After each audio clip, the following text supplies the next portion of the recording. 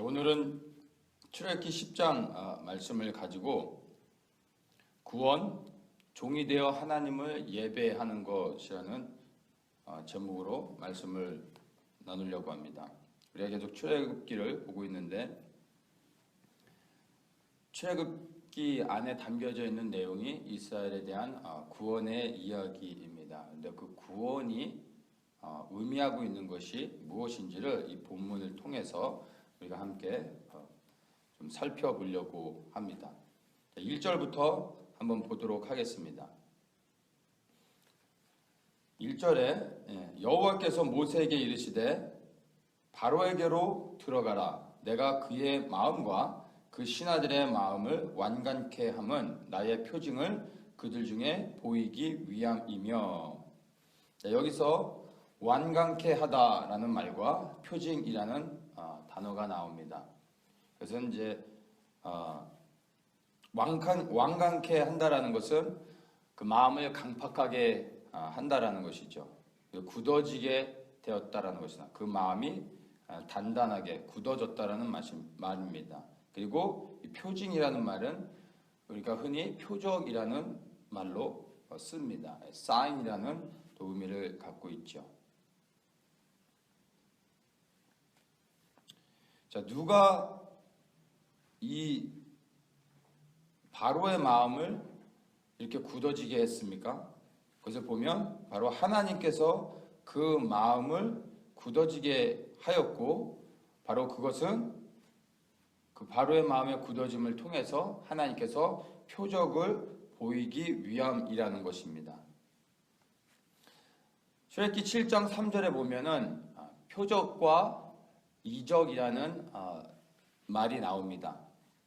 그래서 sign and wonder라고 말하는데 이 두 가지가 표적과 이적이 다 하나님이 행하셨다라는 것에서는 동일한 의미를 갖습니다.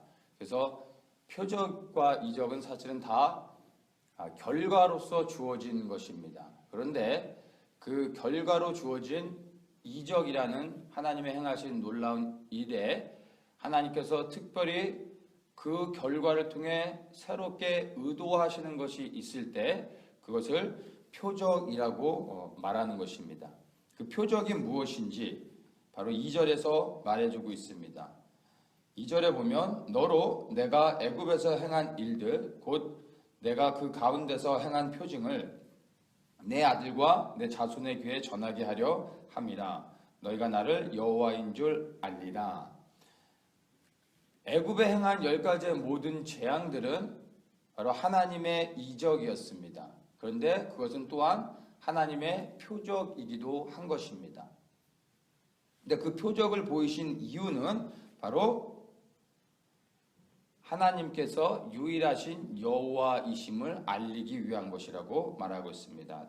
나를 여호와인 줄 알리라. I am the Lord. 나는 여호와로다. 라고 바로 그분이 하나님 되심을 드러내기 위해서 재앙을 통해 이적을 행하셨을 뿐만 아니라 그 이적이 하나님의 유일하신 여호와이심을 보여주기 위한 표적이라는 것입니다. 그래서 애굽에 내린 재앙은 대상에 따라서 그 의미가 달라집니다. 재앙을 당하는 애굽에게는 그것이 죄로 인하여서 하나님이 심판하시는 것이었고, 또 이스라엘 백성에게는 바로 하나님이 그들을 구원하시는 그 은혜의 능력을 경험하는 것이었습니다. 또한 하나님에게서는 그것이 바로 온 세상에 하나님께서 유일하신 여호와임을 알리는 표적이 되어졌던 것입니다. 그래서 애굽과 이스라엘 모두가 사실은 하나님을 알아야 되는 것이죠. 유일하신 여호와 하나님이 이스라엘의 하나님일 뿐만 아니라 온 열방의 하나님을 하나님이심을 알아야 된다는 것입니다. 애굽이 이 재앙으로 인하여 심판을 받았지만 이들이 이 재앙을 통해서 이스라엘의 여호와 하나님이 온 열방의 하나님이심을 알고 깨닫고 그 다음에 그 하나님을 이들이 믿는다면 재앙을 통해 이들은 구원을 받을 수 있는 것입니다. 그러나 또 반면에 이스라엘 백성은 하나님이 행하신 이 기적과 표적을 통해서 구원을 받아 출애굽을 하였지만 끊임없이 매일의 삶 속에서 이 유일하신 여호와 하나님이 그들의 주인 되심을 고백하고 그 말씀에 순종하여 살아가지 않는다면 결국엔 그들은 또한 그 구원을 놓쳐버릴 수밖에 없다라는 것입니다. 우리가 구원받은 하나님의 백성이라면 날마다 하나님을 나의 유일하신 여호와로 주인으로 고백하며 살아가고 있는지 스스로를 점검해 봐야 되는 것입니다.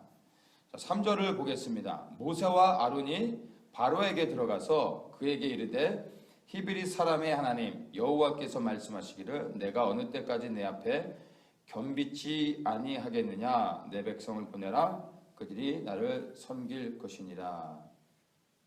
여기서 이제 겸비치 아니하겠느냐라고 말하고 있는데 이것을 네가 언제까지 내 앞에서 겸손하지 않겠느냐 이런 말입니다. 자, 이것을 킹 제임스 버전에서는 이렇게 말합니다. 내가 어느 때까지 내 앞에서 내 자신을 낮추기를 거부하려느냐 이렇게 말하고 있습니다. 그러니까 겸손이 자기를 낮추는 것임을 성경을 통해서 우리가 알 수 있습니다. 그러니까 겸손하지 않다라는 얘기는 다시 얘기해서 바로 나를 높이는 것이 되는 것입니다. 하나님 앞에서 나를 높이는 그것이 겸손하지 않은 것임을 우리가 알 수 있습니다. 바로 하나님 앞에서 나를 높이는 것이 또한 우상 숭배이며 그것이 하나님이 죄로 여기시는 것임을 우리가 알고 있습니다. 하나님을 가장 가까이서 섬겼던 천사장 루시퍼가 타락해서 사단이 되어졌던 것이 바로 하나님 앞에서 자신을 높이려고 했을 때 그가 타락했던 것을 또한 우리가 기억해야 되는 것입니다. 그래서 그 대상이 누구든지 간에 나를 높이는 것은 하나님을 대적하는 것이고 하나님 앞에서 범죄하는 것이며 하나님이 가증히 여긴 것입니다. 이 세상에서 높아지고 영광을 받으실 유일한 분은 오직 하나님 한 분밖에 없음을 우리가 이 말씀을 통해서 기억해야 됩니다. 그렇다면 내가 정말 나는 하나님 앞에서 나 자신을 낮추며 살아가고 있는지 우리는 점검해 봐야 됩니다. 그것을 어떻게 할 수 있을까요?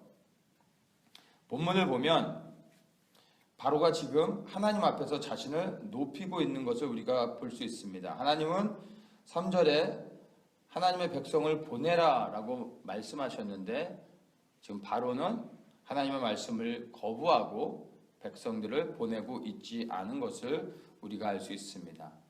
하나님 앞에서 자신을 낮춘다는 것은요 바로 하나님의 말씀에 순종하는 것을 우리가 이해할 수 있습니다. 바로는 지금 하나님의 말씀을 듣지 않고 하나님의 말씀을 거부하며 대적하고 있는 것입니다. 이것이 불순종이고 하나님이 원치 않으시는 것이죠. 내가 하나님의 말씀에 정말 순종하며 살아가고 있다면 그것이 하나님 앞에서 나를 낮추고 있는 것입니다. 오늘날 많은 그리스도인들 안에서 가지고 있는 문제가 뭐냐면 하나님의 말씀을 모르는 것이 아니라 하나님의 말씀을 알지만 그 말씀을 따라 순종하며 살아가지 않고 있다라는 것입니다. 어떻게 보면 과연 하나님의 말씀에 나는 순종하고 있는가에 대한 그러한 진지한 고민이 우리 그리스도인들에게 있는지 우리가 사실 자문해 봐야 되는 것입니다. 말씀을 아는 것과 순종하는 것은 다릅니다. 말씀을 안다고 자동적으로 순종이 되어지는 것은 아니죠. 먼저 내 안에 순종하고자 하는 의지가 그리고 또 결단이 있어야 됩니다. 그리고 성령님의 도우심을 구할 때 성령님께서 우리에게 이제 하나님의 말씀에 순종할 수 있는 능력을 주십니다. 우리가 결단하고 성령님의 도움을 구한다고 즉시로 되어지는 것은 아닙니다. 그것이 시작이고 또 영적인 싸움이 있습니다. 이제 그렇게 시작해서 하나님의 말씀을 지켜가는 것입니다. 그렇지 않다면은 그렇게 순종하지 않고 나를 낮추며 하나님의 말씀을 따라 살지 않으면 그 결국에는 우리가 구원을 놓쳐버리고 심판을 받을 수밖에 없다라는 것입니다. 오직 순종을 통해서 생명을 얻을 수 있음을 우리가 기억해야 됩니다. 그래서 내 안에 있는 육의 본성들을 발견하고 그것을 내 자아를 처리하면서 끊임없이 나를 하나님 앞에 낮추며 나아가는 그런 몸부림이 우리의 삶에 있어야 되는 것입니다. 이제 10장에 나오는 이제 8번째와 9번째 메뚜기 재앙과 그리고 흑암 재앙에 대해서 보도록 하겠습니다. 이 메뚜기 재앙은 우박 재앙으로부터 연결되어지는 재앙으로 우리가 이해를 하면 될 것 같습니다. 9장 25절에 보면 우박이 애굽 온 땅에서 사람과 짐승을 물어나고 무릇 밭에 있는 것을 쳤으며 우박이 또 밭의 모든 채소를 치고 들의 모든 나무를 꺾었으되, 모든 채소 모든 나무를 치고 꺾었다라고 하는데 이제 10장 5절에 보면 이렇게 말합니다. 메뚜기가 지면을 덮어서 사람이 땅을 볼 수 없을 것이라. 메뚜기가 내게 남은 그것 곧 우박을 면하고 남은 것을 먹으며 들에 너희를 위하여 자라는 모든 나무를 먹을 것이며. 자, 9장 25절에서는 모든 채소와 모든 나무를 쳤다고 했는데 10장 5절에서는 남은 것이 있다고 말하죠. 그래서 이것은 모든 나무와 모든 채소라는 말은 그만큼 하나님의 심판이 무섭게 내렸다, 심한 어떤 피해를 입었다라는 것으로 우리가 이해를 하면 됩니다. 과장법의 표현을 쓴 거죠. 어쨌든 우박을 통해서 엄청난 피해를 입었는데 그 다음에 이제 메뚜기 재앙이 연결돼서 오면서 남아있는 우박의 재앙을 피해서 남아있는 밭의 채소와 나무들을 이제 메뚜기 떼가 출몰해가지고 그 모든 것들을 완전히 다 이제 먹어버리는 재앙인 것입니다. 오늘날에도 가끔씩 메뚜기 떼가 출현하는 것을 뉴스를 통해서 다른 나라의 어떤 그런 사건들을 우리가 봅니다. 오늘날 현대 그 과학 문명으로도 메뚜기 떼가 출몰하면은 방법이 없다고 합니다.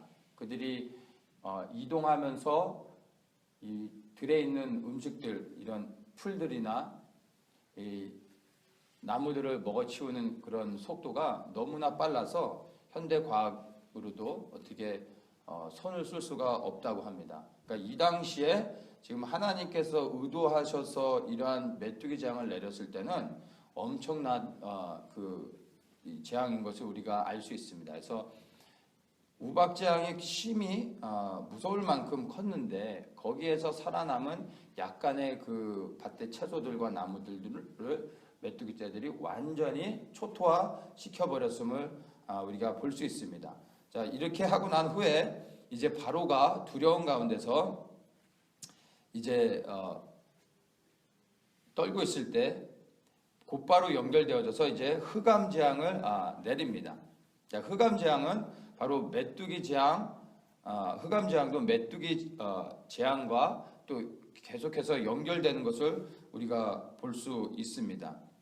우박과 메뚜기 재앙으로 인해서 이제 애굽의 모든 땅이 완전히 다 드러났습니다. 바닥이 다 드러난 것이죠.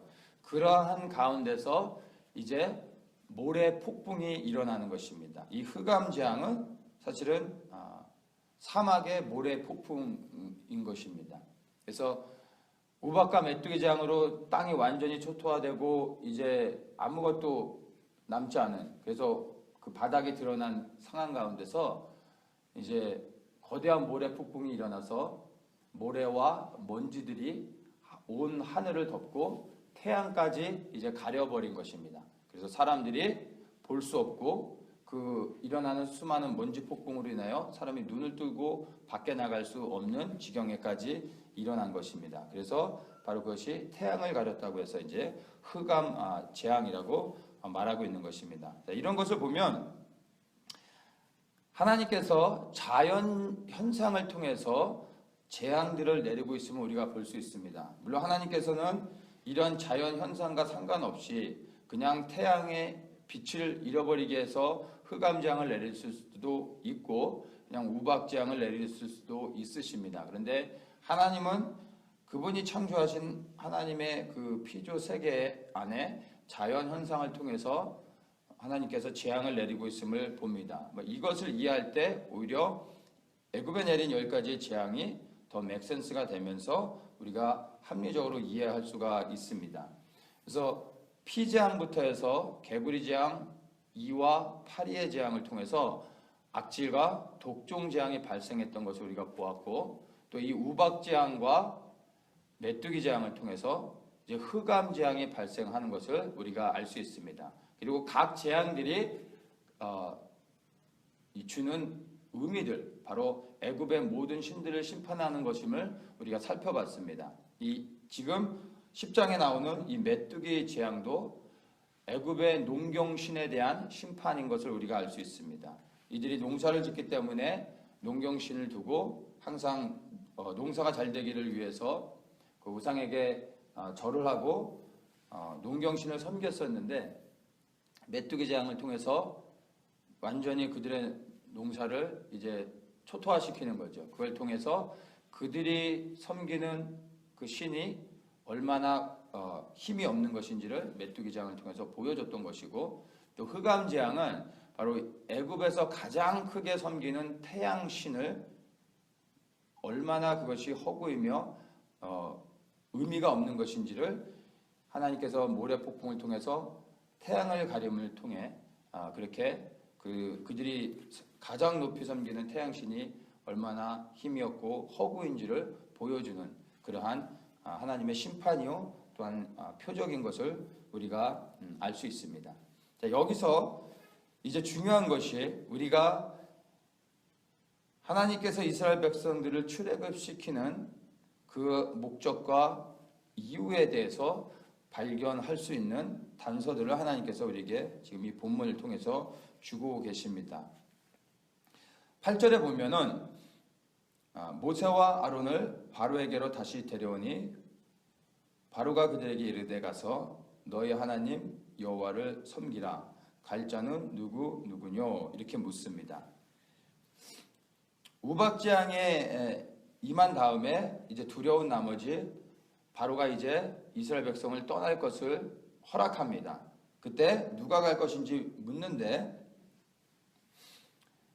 모세가 이제 이렇게 대답하죠. 9절에 남녀노소와 우양을 데리고 가겠습니다. 이렇게 말합니다. 그랬더니 11절에 바로가 남자만 가라고 제한적으로 이제 허락을 합니다. 그래서 메뚜기 재앙과 흑암 재앙이 내렸죠. 그리고 이제 흑암 재앙까지 내린 다음에 이제 바로가 다시 두 손을 들면서 얘기하는 것이 이제 24절에 보면요. 너희는 가서 여호와를 섬기되 너희 양과 소는 머물러 두고 너희 어린 것은 너희와 함께 갈지니라. 이제는 아까는 어린 자녀들은 두고 가라고 했다가 이제는 너희의 자녀들 다 데리고 가라. 대신 양과 소는 머물러 둬라. 이렇게 말합니다.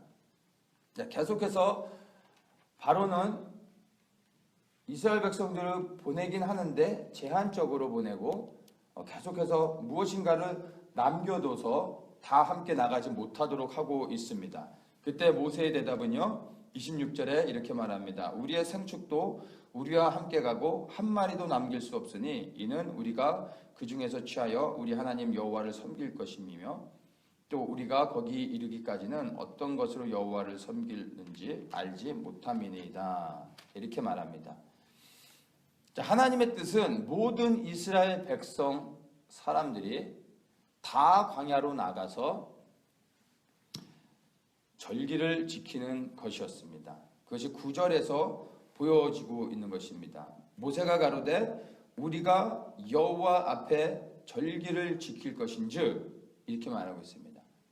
그러니까 하나님 앞에 절기를 지키러 나가는 것인데 우리가 남녀노소 그리고 우양 모든 희생 제물까지 다 포함한 우리 모든 이스라엘 백성들이 다 나가야 된다라고 말하고 있는 것입니다.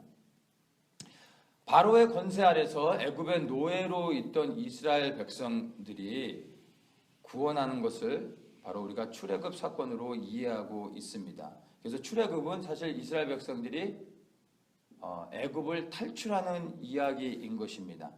그런데 본문에서는 지금 계속 뭐라고 얘기하냐면 이스라엘 백성들 우리는 절기를 지키러 간다라고 말하고 있는 것입니다. 그들은 사실 애굽을 탈출하는 것이고 도망가는 것인데 우리는 절기를 지키러 간다라고 계속 말하고 있습니다. 이것을 통해서 이 출애굽기의 저자가 의도하는 것이 있다라는 것입니다.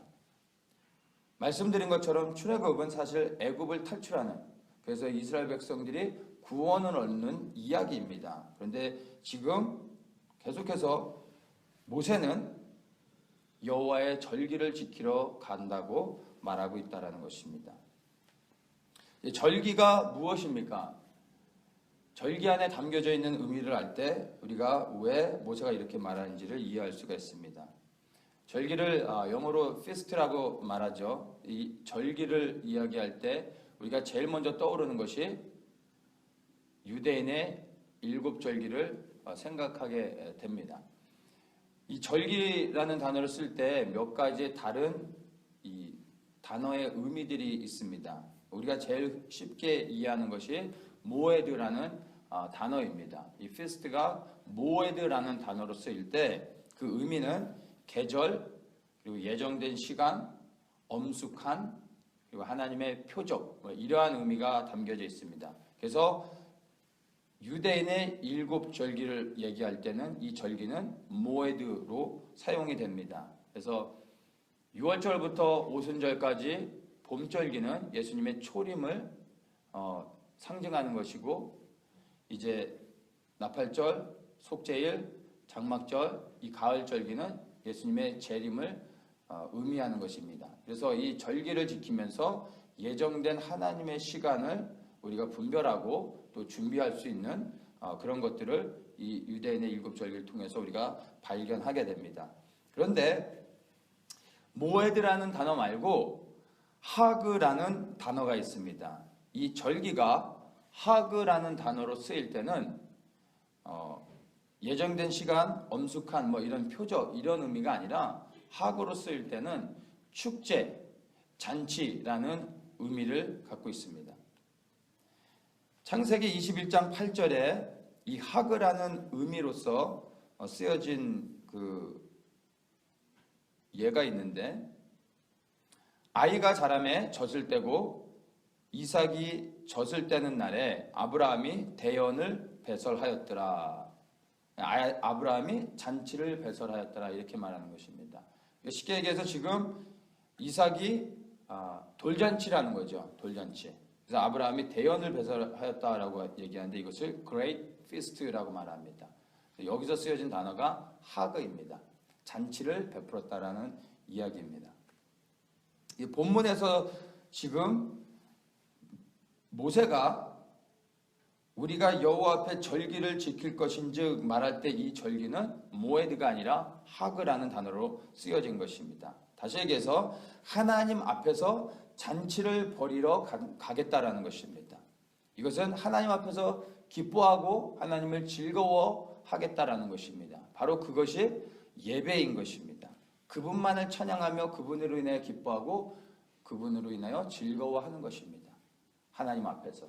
그것이 하나님이 기뻐하시는 예배인 것입니다. 그래서 이들은 바로 하나님 앞에 예배를 드리며 하나님을 기뻐하기 위해서 지금 광야로 나아가겠다라는 것을 이야기하고 있는 것입니다. 또한 이 절기와 연관해가지고 출애굽기 10장에서 계속 반복적으로 언급되는 단어가 있습니다. 3절에 보면은 내 백성을 보내라 그들이 나를 섬길 것이라. 그리고 7절에 여호와를 섬기게 하소서. 11절에 여호와를 섬기라. 24절에 여호와를 섬기되 26절에 우리 하나님 여호와를 섬길 것임이며, 이렇게 계속해서 반복되는 단어가 있습니다. 그게 바로 섬기다라는 말입니다. 모세가 우리가 여호와의 절기를 지키러 간다고 말하는 것과 또 하나님은 이스라엘이 나를 섬길 것이다 라고 말씀하고 계십니다. 근데 이것을 정리해 보면은 이스라엘이 지키려고 하는 절기가 곧 하나님을 섬기는 것임을 우리가 발견할 수 있습니다. 그래서 이 섬긴다라는 의미를 우리가 살펴보면은 일반적으로 이제 섬기다라는 말은 이제 서브한다라는 단어를 쓰는데 서브한다는 의미 안에 담겨져 있는 일반적인 그 의미가 예배하다라는 의미가 있음을 우리가 보게 됩니다. 그런데 지금 여기에서 10장에서 계속 반복해서 섬기다라는 이 단어가 나오는데 여기서 이 섬기다라는 단어는 워십이라는 의미보다는 아베드라는 단어로서 쓰여졌습니다. 아베드. 이 아베드라는 단어는 work, 일하다라는 의미가 있고 이것을 더 구체적으로 얘기하면은 to make oneself a servant 이런 단어의 의미가 있습니다. 이것을 좀 구체적으로 보면 나를 집어넣어서 보면 됩니다. To make myself a servant. 그러면 의미가 클리어지죠. 나 자신을 종으로서 만드는 것입니다. 그래서 이 아베드라는 단어를 우리가 이제 이 본문의 내용에서 적용해서 우리가 해석을 한다면 내가 스스로 종이 되어져서 하나님을 위해 일한다라는 의미를 갖고 있는 것입니다. 바로 이것이 이스라엘이 출애굽하는 목적이 되는 것입니다. 그런데 그들은 애굽을 떠나 그냥 자연이 돼서 행복하게 살고자 하는 것이 그들의 머릿속에 가지고 있는 전부였던 것입니다. 이것이 정리가 안 되니까 이들이 출애굽한 이후에도 끊임없이 하나님과 충돌을 일으키며 문제를 만들어내는 것을 우리가 성경을 통해서 발견하게 됩니다. 우리는 어떻습니까? 그러면 이스라엘의 출애굽은 이스라엘 백성을 구원하는 것으로 우리가 알고 있습니다. 또한 이스라엘의 출애굽은 우리 믿는 모든 하나님의 백성들의 구원을 상징하는 것이기도 합니다. 그렇다면 지금 우리는 구원받은 사람들입니까? 자유인이 되셨습니까? 그럼 여러분 지금 행복하십니까? 여기에서 한 가지 질문을 우리가 더 해야 됩니다. 여러분, 종이 되셨습니까? 이것이 아직 정리가 되지 않았다라고 하면은 이스라엘 백성들이 출애굽한 이후에 모든 1세대들이 하나님의 약속의 땅 가나안에 들어가지 못하고 모두 다 광야에서 죽었던 것처럼 우리도 구원받고 자유인이 되었음에도 불구하고 믿음의 결국 곧 영혼의 구원을 얻지 못하고 우리의 본향 천국에 들어가지 못할 수 있다라는 것입니다. 바로 하나님 앞에서 겸손히 나를 낮추고 자원하는 마음으로 하나님의 종이 되어져서 그분을 예배하는 것. 바로 이것 때문에 이스라엘 백성들을 하나님께서 구원해내고 있는 것을 이 본문을 통해서 보여주고 있는 것입니다. 그래서 모세는 우리가 하나님의 절기를 지키러 간다라고 말하고 있는 것이고 하나님께서는 내 백성을 보내라 그들이 나를 섬길 것이다 라고 말하고 있는 것입니다. 우리가 받은 구원 그리고 우리가 누리는 그 자유 바로 이것들을 통해서 우리가 이제는 하나님 앞에 자원하는 마음으로 우리의 가진 모든 것들 그리고 우리가 누리는 모든 것들을 기꺼이 하나님 앞에 내려놓고 낮아져서 그분의 종이 됨으로 우리의 유일하신 하나님을 섬기는 것 바로 그것 때문에 우리를 바로의 권세 아래에서 자유케 하셨고 또 우리에게 하나님께서 풍성한 축복들을 주신 것입니다. 그 모든 것을 가지고 우리가 하나님 한 분만을 예배하며 그분으로 기뻐하며 그분 앞에서 잔치를 벌이는 것, 그분을 예배하는 것, 바로 그것이 하나님이 우리에게 원하시는 것이요 또 우리에게 요구하고 계시는 것입니다. 구원을 받았고 우리가 자유함을 누리며 그리스도 안에서 우리가 그 은혜 안에 살아가고 있다면 이제 정말 나는 종이 되었는가? 아니면 종이 되려고 하는가? 라는 것을 살펴보면서 이제는 하나님 앞에 우리의 삶을 진정으로 자원하는 마음으로 종으로 드려 하나님을 섬기는 그러한 자리까지 나아갈 수 있는 그런 축복이 모든 분들에게 임하기를 예수님의 이름으로 기도합니다.